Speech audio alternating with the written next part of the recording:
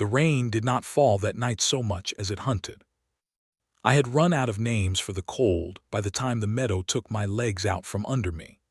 Up there above the timber, where the Sierra Nevada shoulders the sky, the late summer storms come down off the granite like something with a grudge, and I was barefoot, and I was bleeding from places I would not have shown a doctor even if there had been one for 100 miles. I had expected, when I left the valley they called refuge, to die in exactly this way, alone, soaked through, with the dark closing over me like a hand. I had made my peace with conditions.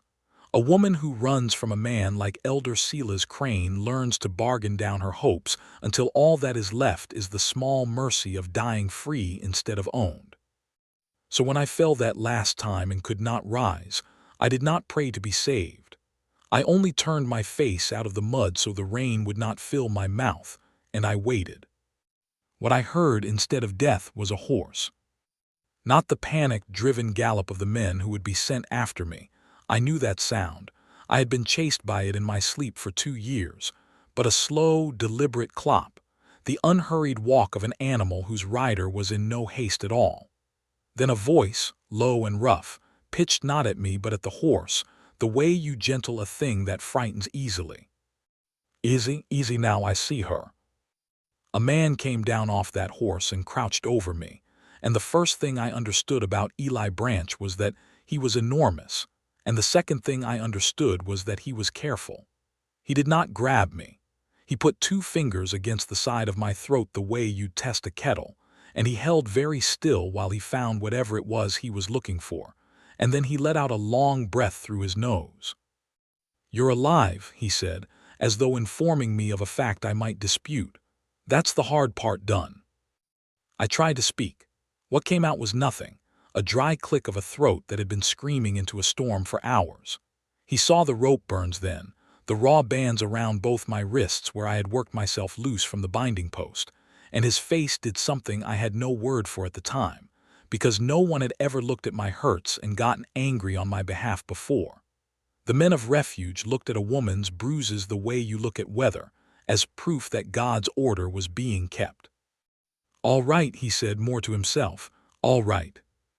He gathered me up out of the mud like I weighed nothing, though I knew by then I weighed almost nothing, and he set me across the saddle and walked the horse the whole way home rather than ride, so the gait would not jar me. I remember the rain stopping somewhere in that walk, and the clouds tearing open on a few cold stars, and the smell of him, wood smoke and horse and wet wool. And I remember thinking, with the last clear thought I had for 3 days, that I had escaped one man's roof only to wake under another's, and that I knew exactly what came next, because it always came next. I was wrong about that. I was wrong about almost everything those first weeks, and it took me a long while to forgive myself for it, because being wrong about kindness is its own kind of wound. The fever held me for 3 days. I know that only because he told me later.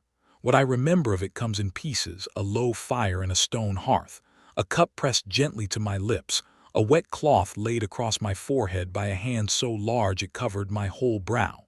And I remember a sound I could not place at first, a thin thread of melody until I understood it was me. I was humming. A few notes of a lullaby with the words long worn off it, something from before refuge, from a mother I could barely picture, surfacing out of the fever the way a drowned thing finally rises. I did not know I still had it in me. I had thought Crane had taken even that. When I finally came up out of the fever and into the gray light of a real morning, the panic came first, the way it always did. I bolted upright. The blanket was rough wool, not the gray homespun of the settlement, and the room was a single room of squared timber, and there was a rifle on pegs above the door, and a man sitting in a chair by the cold edge of the fire watching me with eyes the color of creek water over slate. I did the thing my body had been trained to do. I made myself small. I pulled the blanket up and pressed my back to the log wall and waited to be told what I had done wrong. "You're at my place," the man said. He did not get up. He kept both hands where I could see them, flat on his knees. "Up above the Mokelumne West Slope. My name's Eli Branch. I break horses." He nodded toward a tin cup on the small table by the bed already poured. That's broth. It's gone lukewarm, which is how you want it the first time. Drink it when you can. There's nobody here but me, and I'm not coming any closer than this chair unless you say so. I stared at him. In 2 years of marriage that was not a marriage, no man had ever told me he would not come closer. What are the conditions? I said. My voice was a ruin. Tell me the conditions.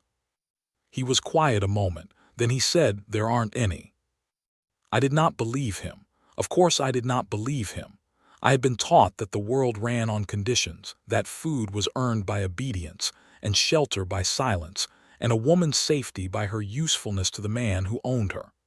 I drank the broth because my body needed it and I hated myself for needing it, and I waited for the bill to come due. It did not come that day or the next. What he did instead, every single morning, was go down to the corral he'd built off the side of the cabin, where a half-wild Mustang stood blowing and stamping and rolling its eyes white, and he worked with it. I watched from the window because there was nothing else to do and because I did not yet trust the door. He never roped it down. He never raised his hand or his voice. He stood in the center of that corral with his shoulders soft and his eyes low, and he waited, hour after hour, for the animal to decide on its own to come a single step closer.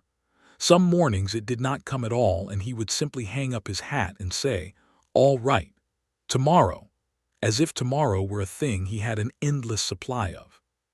It took me longer than it took the horse to understand that he was doing the same thing with me. The first time I went outside on my own legs, I stood in the cabin doorway a long while with my hand on the frame, certain that crossing it without permission would bring something down on me. Eli was mending a length of fence on the far side of the corral. He saw me. He did not call out, did not wave me back, did not so much as straighten up. He just kept working, giving me the whole wide quiet of the morning to make my own decision in. I stepped out. The ground was warm. The air smelled of sun-baked pine pitch and dust, and the green of a creek somewhere below. And I stood in it shaking, not from cold but from the enormity of having done a small thing because I wanted to, and not because I was told. That was the day I stopped waiting for the conditions and started, very slowly, the way that Mustang did, to come a step closer. The summer turned without my noticing the exact day of it. The light went from white to gold along the rims of the ridges, and the aspens down in the draws began to throw little coins of yellow into the wind, and I found that I had hands again, that they were good for something other than flinching. I learned to keep his hearth and to bake a passable bread from his flour, not because anyone would beat me if the loaf came out flat, but because the work was mine to do, and no one stood over me while I did it. I learned the names of the peaks. I learned that the gray Mustang, when it finally let Eli set a hand on its neck, leaned its whole heavy head into him and sighed, and that a grown man could stand there with tears in his eyes over a horse and not be ashamed. Smoke, he told me when I asked what he'd call it, on account of the color and on account of how long it took to catch. I laughed. It surprised us both. It came up out of me unplanned, the first real laugh in years, and Eli looked at me over the corral rail with an expression of such careful, undefended wonder that I had to turn away, because I did not yet know what to do with being looked at like that. It was that evening, I think, that I caught myself humming the lullaby again, not from fever this time but from contentment, while I stirred the pot. Eli went still at the table where he was oiling a bit of harness. "Where's that from?" he asked, quietly, not a command, a wondering. "I don't know," I said, and it was true. Before they took me into the valley, my mother, maybe. The words are gone, just the tune stayed. I pressed my lips together. I didn't even know I still had it until the fever. "Keep it," he said. "Whatever they took, they didn't get that." I learned his wound the way you learn anything true about a careful man, sideways, in pieces, on his own slow schedule. He had gone to the war young. He told me one night when the fire had burned down to coals and the dark made confession easier. He'd left a wife and a girl of 2 in a valley town in the foothills, and he'd come back 4 years later to find the fever had been through, and taken them both while he was off learning to kill strangers for reasons that had stopped making sense to him somewhere around the second year. He had not been able to stay in any town after that. He had gone up high, where there were only horses, because a horse, he said, never asked you to explain where you'd been or why you hadn't saved anyone. I figured I was done, he said. He was not looking at me. He was looking at the coals. Figured I'd live up here quiet and die up here quiet, and that'd be the size of it. Then he did look at me, and the firelight moved on the long pale scar that ran from his temple into his beard. Then I pulled a half-drowned woman off my mountain who hums in her sleep, and now I don't know what I figured. I should have said something. The thing rising in my chest had a name, and I knew the name, and I was too afraid of it to say it, because the last time I had let myself feel something like it, I had ended up bound to a post in a valley that called itself refuge. So I said nothing. But I reached across the small space between us and laid my hand over his, over those enormous scarred knuckles, and he turned his hand and let mine sit in it, and neither of us moved for a long time, and the lullaby hummed itself quietly somewhere under everything we were not saying. I should have known the quiet could not last. The valley does not let go of what it counts as its property. It was the matter of supplies that did it. Eli had to ride down to the trading post at the mouth of the canyon before the high passes closed for the season's salt and powder and coffee, and the iron things a man can't make himself. He was gone 2 days. He left me the rifle and showed me, standing close behind me with his hands over mine on the cold metal, how to work the lever and where to put the bead, and I leaned back into the warm wall of him and let myself, for one foolish breath, feel safe. When he came back, I knew before he was off the horse. He came up the trail too fast, and smoke was lathered, and his face had gone back to the careful flatness it had worn over me in the rain that first night. "They're looking for you," he said. He swung down heavy. "Down at the post. There's a man been there 2 days handing out coin and reading scripture over it. Big fellow, soft hands, talks like a preacher who's never preached to anyone allowed to leave. Calls himself Tom Prout. Says he speaks for an elder Silas Crane." He watched my face go to ash. "Says he's looking for the elder's lawful wife. Gone astray. Says there's a reward in silver for any God-fearing man who helps return her to her covenant." I had to hold the corral rail. The mountain tilted. "What did you tell him?" I whispered.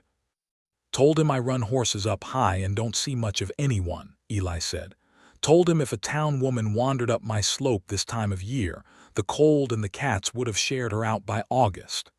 He stepped close, and for the first time he reached for me without waiting, took me gently by the shoulders, ducked his head to make me meet his eyes. "Hannah, who is he? The truth of it, not what they'd put on a poster." And so I gave him the first layer of it, the layer I thought was the whole of it. I told him I had been taken into refuge as a girl of 16, an orphan with no one to come asking, and that Silas Crane had chosen me at 19 for his own household, and that being chosen meant a binding post and a covenant I'd had no part in writing, and a life measured out in conditions. I told him I had run twice before and been dragged back twice, and that the rope burns he'd seen were from the third time, the time I had finally worked free in the dark and gone out the window and up the mountain, rather than be brought back a fourth. "He won't stop," I said. "He can't. If a woman leaves refuge and lives, the others will know it can be done. I'm not a wife to him. I'm a lesson he can't afford to lose." The tears came then, hot and furious. "I have to go, Eli, tonight. If they find out you lied for me, if they find me here, he'll burn this place down around you and call it the Lord's own fire. I won't bring that on you. I'll go." I turned for the cabin for my few things. He caught my wrist, gently, over the place where the rope had been, so gently it stopped me more than any grip ever had. "You'd make it about 10 miles, he said. His voice had dropped to something low and certain that I had not heard from him before. "And I'd come after you anyhow. And then we'd both be out there in the open instead of up here where I know every rock and they know none of them." He let go of my wrist and brought both his hands up to frame my face, his thumbs catching the tears, and the touch went through me like the first warmth after frostbite, half pain and half mercy. "Hannah, I spent 4 years coming home to nobody. I told myself I liked the quiet. Then you came humming up out of a storm and I found out the quiet was just me waiting." He swallowed. "I'm not handing you back to a man who keeps women on a rope. Not for silver, not for scripture, not for anything. You don't have to run anymore. You don't have to earn the right to be here." He pressed his forehead to mine and his voice broke down to almost nothing. "Stay, just stay." I had been told to come and to go, to kneel and to be silent, my whole remembered life. No one had ever once asked me to stay. The word undid something in me that 2 years of binding posts had only managed to knot tighter. I did not run that night. I stayed. But I did not tell him everything that night, either. I told him the next evening, when I understood that staying meant he had a right to the whole truth, and the whole truth was far worse than a runaway wife. He was sharpening a hunting knife by the fire when I went to my satchel, the one he'd salvaged off me in the rain, and worked my fingers into the lining where the stitches had gone loose, and drew out the thing I had carried up the mountain folded against my ribs. A single page, torn out at the spine, soft as cloth from handling. The settlement's covenant book, the page of my own binding. "There was never a marriage, Eli," I said. My hands shook so the paper trembled. "Not one the law of any state would name. Crane doesn't wed women, he claims them. He writes the covenant himself in the book, and he forges the bride's hand to the signature line because the kind of women he chooses are the kind with no one to come asking: orphans, widows, girls bought off failed wagon trains. There's no minister.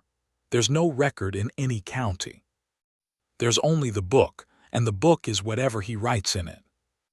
I laid the page in his open hand. He looked down at it, at the covenant in a fine, churchly script, and at the signature at the bottom, a careful copy of a name done in a hand that was not mine. "That's not my writing," I said. "I can barely write my name at all. They never let me learn it properly. But there it is, signed clean by him.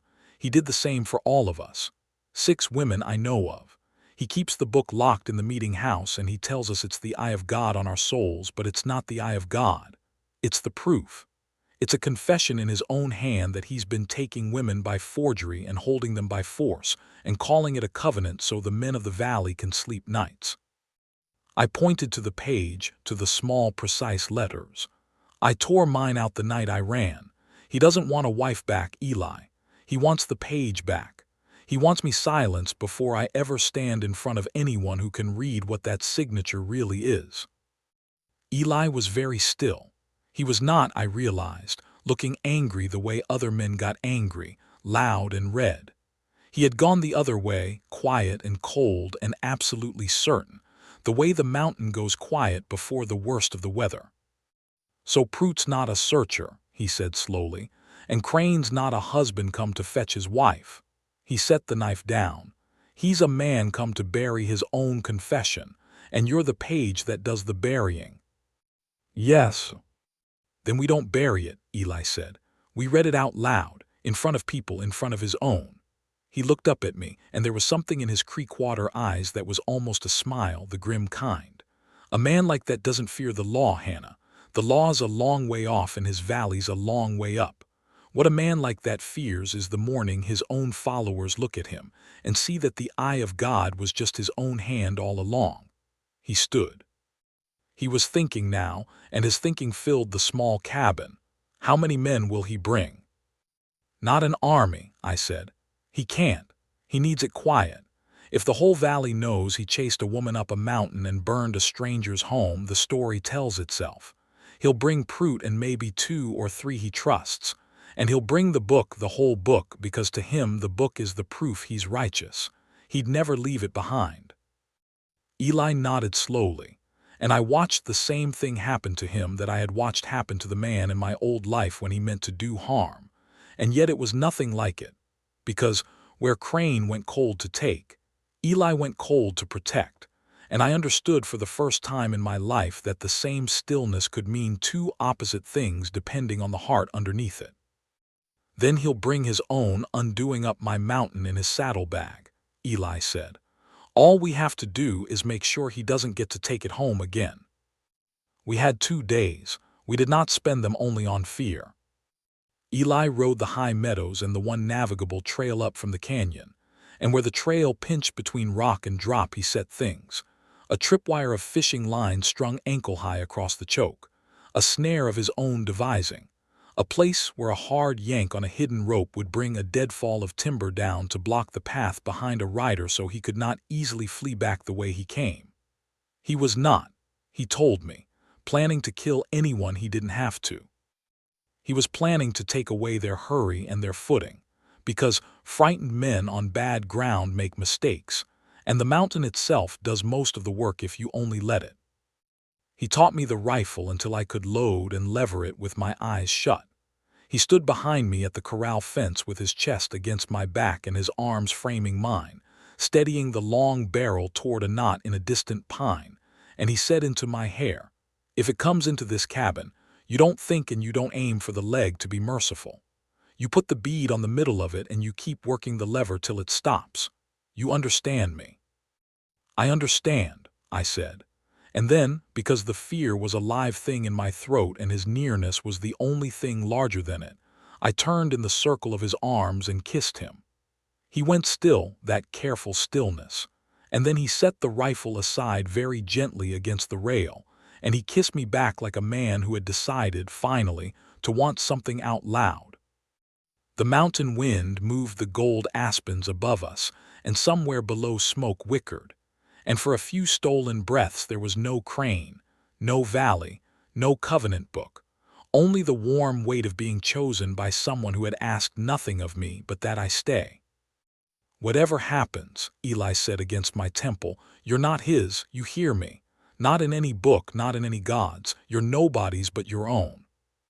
I held onto that like a rope in dark water in the days that followed. I was nobody's but my own. He had not said it to claim me. He had said it to give me back to myself. There is a whole world of difference in those two things, and I had needed 30 years and a mountain to learn it. They came on the third evening, in the long gold light, the way I had known they would. The first I knew of it was a single sharp snap down the trail, the tripwire taking a man off his feet, and then a horse screaming and a voice cursing in a way no preacher ought to know how. Eli put out the lamp. The cabin dropped into the orange dark of the banked fire. He took the rifle and pressed the heavy Colt into my hands and looked at me one last time. "Bar the door behind me," he said.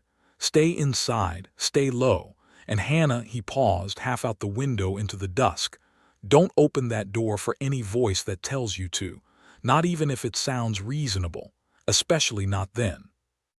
"Don't leave me," I said, and hated the smallness of it. "I'm not leaving you," he said. "I'm going to end it." And he was gone into the blue dark like a thing the mountain had made. I barred the door. I went to the corner with the Colt in both shaking hands and my back to the log wall, and I listened to the worst minutes of my life unspool in the dark outside. There was shouting, Prute's voice, high and self-righteous, calling on the harlot to come out and submit to the covenant. There was Crane's voice under it, and it turned my stomach to hear it, low and reasonable and certain, the voice that had told me for 2 years that my own will was the devil in me. There was a rifle shot, Eli's, I knew the sound, and a cry, and the deadfall coming down with a roar that shook the dust off the rafters, and then the chaos of men who'd planned a quiet reclaiming and found a war. And then there was a hand at the rear window. I had forgotten the rear window. So had Eli almost, but he had told me, low and reasonable, and that is what saved me. The shutter gave with a crack and a man came through it head first, and it was not Prute and it was not one of the hired few. It was Silas Crane himself, his fine black coat torn at the shoulder, his soft hands scraped raw, his face, that handsome, fatherly face the whole valley trusted, twisted into something I had only ever glimpsed behind closed doors. "Hannah," he said, and even now, even bleeding through a stranger's window with the night gone wrong around him, he made my name sound like a sentence being passed. "You have caused so much grief. Where is the page?" I lifted the Colt. My hands shook so badly I could barely hold the bead on him. "You forged my name," I said. "There was never a marriage, you wrote it yourself." "I gave you a home," he said, stepping over the sill, soft-voiced, reasonable, holding out one of those terrible, gentle hands. I gave you a name and a place under God's order. The page is the Lord's business, not yours. Give it to me and I'll see you're forgiven. I'll see you're brought home quiet. He took another step. Don't make me take it. You know I'll take it. And I knew, in that moment, that everything Eli had taught me about the rifle he had also been teaching me about myself. I did not lower the gun, and I did not fall to my knees the way 2 years of conditions screamed at me to do. I stayed standing. I was nobody's but my own. The door splintered inward off its iron hinges. Eli filled the broken doorway, huge and dark, the rifle already coming up, and Crane spun toward the noise and clawed a small pistol out of his torn coat.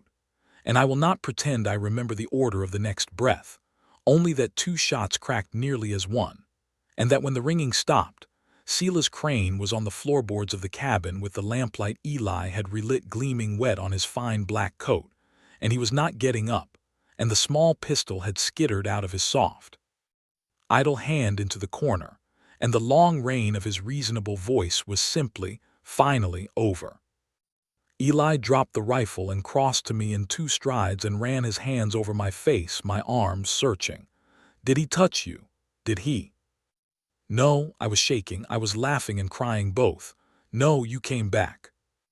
Told you, he said, low, gathering me against him so hard I felt his heart slamming under his ribs. Told you I wasn't letting anyone take you. But it was not over, and the part that was not over was the part I had to do myself, and Eli, bless him forever, did not try to do it for me. Out in the gold dusk, the men Crane had brought up the mountain stood scattered and uncertain among the wreckage of their ambush. Prout sat in the dirt clutching a leg the snare had ruined. 2 younger men of the valley, boys really, stood with their rifles half lowered, looking at the broken door and the fallen shape inside it, and at me when I stepped out into the last of the light with Crane's covenant book. The whole heavy book, brought up the mountain in his own saddlebag, exactly as I'd known it would be, held against my chest. I had never spoken in front of men. In refuge, a woman did not. My voice came out thin and then steadied, the way the lullaby had once steadied out of the fever. You came up here for the elder's lawful wife, I said. There isn't one, there never was. I opened the book to my own torn stub of a page and held up the page I'd carried, fitting it back against the spine for them to see how it matched. He writes these himself. He forges our names. Look at the hand, it's the same hand on every line, every bride, all of it his. There's no minister, there's no county record. There's only this, and this isn't a covenant, it's a confession. I turned the pages so they could see Sarah, who'd been told she was a widow remarried, Ruth, who'd been 14, the others, all of us, all signed in the one fine churchly hand that had told a whole valley it was the eye of God. He told you the book was holy. The book is just a man's own hand calling itself the Lord. You followed it up a mountain to kill a stranger and drag a woman back to a rope. Look at it, read it, and then go home and ask yourselves what else he wrote in your names. The younger of the 2 boys lowered his rifle the rest of the way. He came forward slow, the way Smoke had once come forward, a single uncertain step at a time, and he looked at the pages a long while, his lips moving over the lines, and then he looked up at me with his whole world coming apart behind his eyes, and he said, very quietly, "That's my sister's name. She died of the fever last winter. She never married anybody. He wrote her in here." He swallowed. He told us it was God. It was not the law that broke Silas Crane's hold over that valley. The law was a long way off and a long way down. It was that boy, and the others like him, carrying the book back down the mountain and reading it out in the meeting house in the one voice Crane could never forge, their own. By the time the county sheriff came up the canyon weeks later, there was nothing left for him to do but write it all down, because the valley had already set itself free. Refuge does not exist anymore. The people who've been held there scattered to honest towns, and some of them, I'm told, took back the names that had been stolen and signed them, at last, in their own clumsy, beautiful, badly taught hands. I stayed. Not because I was told to, not on any condition.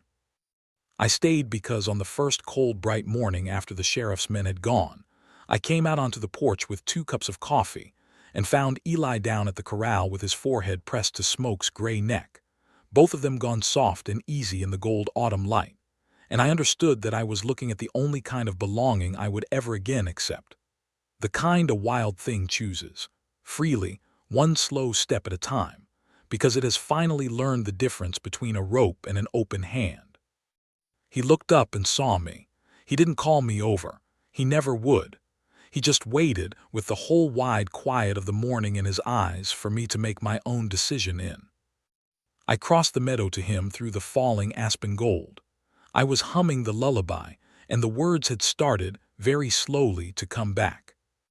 If Hannah and Eli's fight to be free held you to the very last breath, and if you want more true-hearted, real-life-inspired tales of courage, hard country, and love that asks nothing but to be chosen, give this story a like. Share it with someone who needs to hear that no one is ever anyone's to own, and subscribe so you never miss the next journey up the mountain.